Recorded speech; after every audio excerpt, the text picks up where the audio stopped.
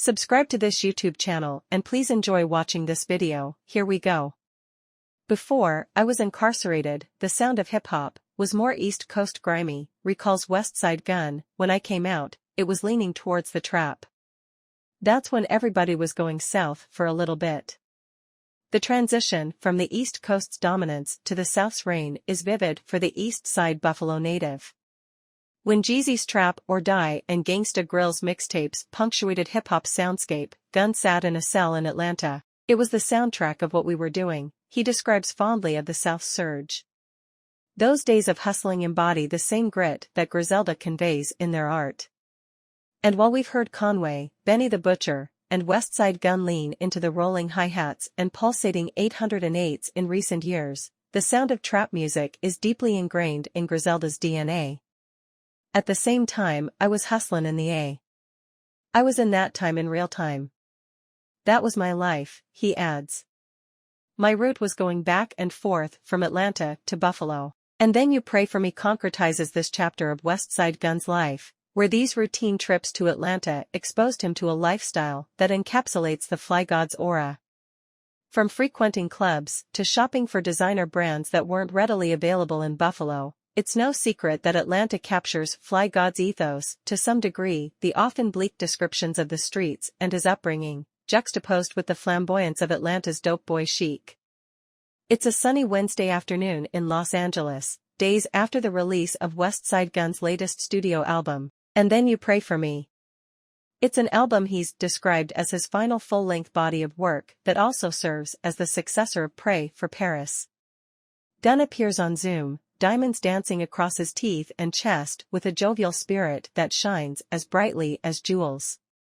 After a hearty meal at Los Angeles's revered Bossa Nova, chicken, fries, rice, and some grilled shrimp, he tells me, Gunn is en route to a quick shopping trip. His tone is relaxed, sounding equally as satisfied with his plate of chicken and shrimp as he is with the reception of his latest album. It's super dope that I could make another classic project that don't sound like none of my other projects, he states confidently. I was really just trying to have fun. Just being in a different space in life and living life, but it wasn't like I was trying to outdo anything. It was really one of those projects. Long live Virgil. Everything about 2020's Pray for Paris, a masterclass in curation that juxtaposes opulence with Buffalo's grimy essence, laid the foundation for And Then You Pray For Me. COVID-19 struck a month before Pray for Paris, and Westside Gunn suffered a serious bout with the respiratory illness as the death toll started to rise. Then tragedy struck again with the death of Virgil Abloh. Pray for Paris was birthed after Abloh invited Gunn to the Off-White fashion show at Paris Fashion Week. Similarly, the 2023 Paris Fashion Week planted the seed for And Then You Pray For Me, down to the cover art, another Virgil Abloh design. Hip-hop, as a whole, suffered greatly from Virgil's death. As a visionary, Virgil understood the importance of Griselda back in 2016, the year before they inked a deal with Shady Records, and his bond with Westside Gunn was fortified in the following years as the rapper's profile grew. Admittedly, the stream of inspiration Gunn captured on Pray for Paris was hard to find after Virgil's passing. Virgil made me get the passport and everything. You know, I owe a lot to that man, he says emphatically. He's one of the illest architects of all time. The GOAT. I'm just privileged to be able to keep the legacy alive, keep the art alive, and give the world what me and him cook. His worldly travels this year helped rekindle that musical breath of life. And Then You Pray For Me captured Gunn's energy over the summer, the spur of creativity that allowed him to travel to the UK to record with gigs or head to Champagne, France, to build with the builders. Fashion Week ended on Sunday. On Monday, I was taking a road trip with Kid Super and Mike Amiri out to Champagne, France, to meet Just Dawn. It was just like fly shit. In the same way that songs like Kitchen Lights and Mama's Primetime intend to bring us into the alleys of East Side Buffalo, a large portion of And Then You Pray For Me describes this summer journey. Visiting the pyramids in Egypt, overseeing the waters of Athens, Greece, while eating Wagyu steak. A lot of this album will go over people's heads because they have never been to London, they've never been to Athens, Greece, they have never been to Paris. So a lot of this sh*t might sound like I'm talking sh*t, but if you've been there before, then I'm speaking your language, he says. Westside Gunn's obligation. The Griselda fanbase is far from monolithic these days. Still, the expectation for a 10-plus song body of work with songs that lean closer to Fly God 2X rather than Costas is evident. Many of these fans followed the ascent of Griselda for over a decade, others discovered Gunn's nasally flow on Kanye's Donda or, most recently, Travis Scott's Utopia. I can be their favorite rapper at 12 years old, but then you got OG that just came home from doing 15 years in prison, he says. He's 50 years old, like, yo, bruh, man, I miss this sound. I thought the sound changed, but y'all brought it back. I've been listening to Bullsh*t on the radio for 15 years. This is what I miss. As a hip-hop historian, the sonic palette of the 90s has been well explored with the voices of a number of pioneers, Slick Rick, AZ, etc., echoing through his catalog. I done gave the boom bap community a decade straight of their language, he states. That's Why And You Pray For Me stands out in Westside Gunn's catalog. Although previous collaborators, such as DJ Drama, appear on the record along with the usual cast of Griselda mainstays, Westside Gunn felt an obligation to ensure that the fans he's procured in recent years, both old and young, have a comprehensive understanding of what's shaped him and hip-hop at large. Much of it stems from his own personal tastes. Take Drama, for instance. Gunn recalls tuning into the Grammy Award-winning Gangsta Grillz maestro through the radio on Saturday nights when he was locked up in Atlanta. You could imagine he feels a sense of vindication when Drama's voice emerges on songs like Suicide and Selfridges. As such, exploring the textures and frequencies of trap music on his latest project felt necessary not solely in paying homage to artists like Jeezy and Rick Ross, but integrating what they've done with the voices of the new generation, such as JID, Denzel Curry, ESTG, and Peasy. It's my responsibility, now, man, to keep doing exactly what I've been doing, he adds. It's a pledge he took for the culture, an unofficial oath to push it forward and preserve the legacies of those whose roles in the culture have been celebrated to various degrees.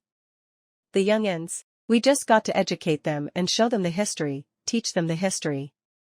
People scared to learn. Ain't that sad? He asks rhetorically after emphasizing the importance of Jeezy rapping the way he does on Mr. Everything alongside DJ Swamp Izzo. Even beyond his lyrical aptitude and the ability to stand next to everyone, from Rick Ross to MF Doom comfortably, Westside Gunn's ear transformed him into a cultural pillar. He admits that he schemes through roughly 1,000 beats to find the perfect selection for each project, whether for his own catalog or the artists he works with, like Estenac. Just imagine starting with a blank canvas and actually have production cater to that artist 12 to 15 times to bring the best out of them, he says. That's exactly what soundtracked his summer travels, finding the right beats for his latest album. However, he admits he'd often press play on Young Nudy's Gumbo during his off time. Changing the status quo. My whole goal was to turn it around, bring this sound and this style to the mainstream, he says of the signature Griselda production style.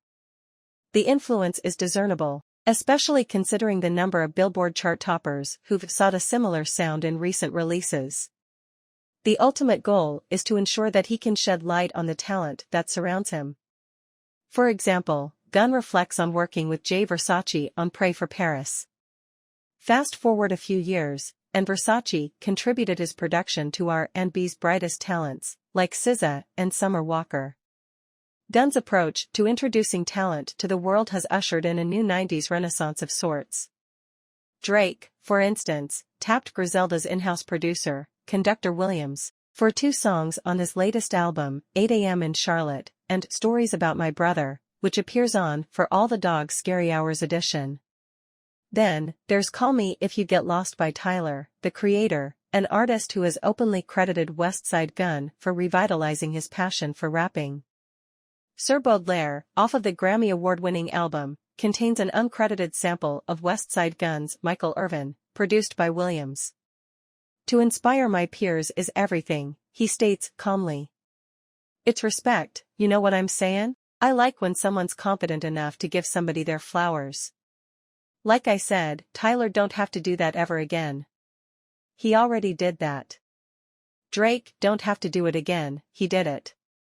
I'm gonna always to inspire my peers is everything, he states calmly. It's respect, you know what I'm saying? I like when someone's confident enough to give somebody their flowers. Like I said, Tyler don't have to do that ever again. He already did that. Drake don't have to do it again, he did it. I'm gonna always respect both of them for doing that. Westside Gunn's plans for Michelle Records. Gunn makes it clear that everything he accomplished was done on his own terms. I earned my respect. There wasn't nothing given to me in this shit, he states. As an avid wrestling fan, Westside Gunn parallels this chapter of his life to Roman Reigns' WWE career. He reflects on Roman Reigns' journey from The Shield, alongside Dean Ambrose and Seth Rollins, to overcoming hardships and eventually becoming a leader of his own team. When's the last time Roman lost? He asks. The similarities are uncanny. The Shield could be compared to the original Griselda trifecta, alongside Benny and Conway. Gunn faced personal adversities when he lost his cousin, Machine Gun Black, in 2006, and then in 2020, close Griselda affiliate DJ Shay passed away. Roman Reigns came back stronger than ever. He hasn't lost since, he says. Gunn's comfortable with his position right now and looking forward to another unrelenting run. However, it's a moment that he feels should have come 3 years ago. The rollout for Pray for Paris was hindered by a bout with COVID-19 in the midst of the devastating death counts. Without the ability to touch the people and travel, the album wasn't able to reach its maximum potential on a commercial scale. Vowing to deliver even more music at higher quality, he's alleviated himself from the pressures of producing high-quality bodies of work for himself now that he's released his final album. However, there is one particular album stashed away, Michelle Records. That's my baby that's tucked under, he says. An album that we may never hear unless, as Westside Gunn describes it, he mirrors Damson Idris in the tragic final scene of the Snowfall series finale. Whenever I get broke, I'm saying, looking like Franklin in the last episode, I know I can cash in that Michelle Records. I might be sittin' in the F***kin MoMA with a tuxedo on. Start the highest bidder at, let me start it at, he thinks, we'll start it at $5 million. It's a plan inspired by Wu-Tang Clan's infamous 1 7th studio album, Once Upon a Time in Shaolin, that made the rounds between the hands of incarcerated pharma bro Martin Shkreli and the FBI. I might do that for the art of it. Michelle Records, an album shrouded with mystery ever since he began teasing beat snippets of it on Instagram, already has songs fully recorded. I could play that shit right now, he adds, revealing that he's not even rapping on the album. I was already curating ahead of its time. I'm not on one song, but it already has your favorites on it. It's still Buffalo to the world. The next chapter of Gunn's career will continue to carve out and magnify his legacy. His children, of course, will inherit his legacy, carving their own artistic avenues, future fashion icons and hip-hop connoisseurs, no doubt. 4 out of his 5 kids already have credits on the album. More music remains in the pipeline, 2 in the form of singles and EPs, along with more movies and visual content that centers around Buffalo. Then, there's the next chapter of Griselda. As the original trio, Westside Gunn, Conway the Machine, and Benny the Butcher, establish themselves as forces, Gunn is putting his golden touch on a number of projects, including Jay Worthy's, that he describes as influenced heavily by the early 90s West Coast sounds. Before jumping on the Zoom call, he was on the phone with Benny the Butcher, who was filming a video with Stove God Cooks, to discuss plans for his Def Jam debut. From building Griselda from a clothing line to one of the most respected labels in the game, Westside Gunn has kept Buffalo at the forefront of his plans. It's still East Side Buffalo, don't let the bougie *T fool you, he asserts. His efforts have earned him the honor of having a Westside Gunn Day in the city. Next, he plans on opening another art gallery in Buffalo in part, inspired by Nipsey Hussle. The art space will be located on the corner of Kensington Avenue and Bailey Avenue in East Side Buffalo, an intersection he describes as Buffalo's equivalent to Crenshaw and Slauson in Los Angeles. It'll be a cultural hot spot that will only open 4 days out of the month, but will focus on bringing the community together through events like Paint and Sips. But what's most important to him is ensuring that the legacy of Buffalo is conveyed with balance. Yes, the Buffalo Bills have also been doing well in recent years, but it's the stories of local legends like the late Claire Melendez, whose image graced the cover of Griselda's WWCD and Eastside Flip, who appears on And Then Pray For Me, that he hopes reaches beyond the city. Just the stories of these people are crazy, you know what I'm saying? This is really the harsh reality, he says. These are very important people to my city, he adds, citing a billboard of Claire that he put up on the highway near his stomping grounds to ensure that her story, like other local figures and rap legends to whom he pays homage, isn't forgotten. I like to give it to people raw, you know what I'm saying? And sometimes, it might be a little too rough. We could rap about it all day but, you know, people are scared to show it. It's like, nah, you got to put it out there. Let us know what you think about the entire thing in the comments section below. Additionally, stay tuned and subscribe to this YouTube channel for the latest news and updates from around the world. We sign out.